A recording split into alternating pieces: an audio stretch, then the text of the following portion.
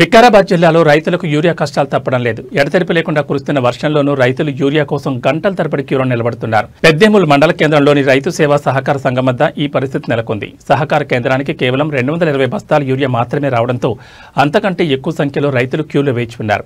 తమ పంటలకు యూరియా అత్యవసరం కావడం కానీ సరిపడా నిల్వలు లేకపోవడంతో రైతులు తీవ్ర ఆవేదన వ్యక్తం చేస్తున్నారు.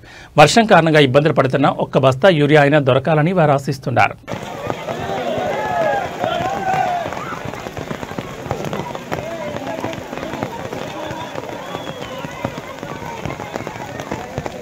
కొన్న వరకు వచ్చే వరకు దొరుకుతుందా లేదని డౌట్.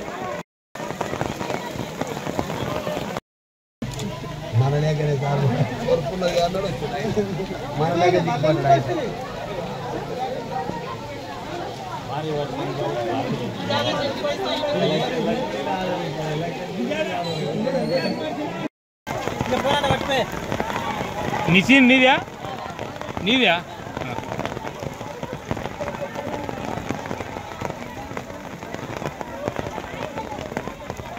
నీ ఫోన్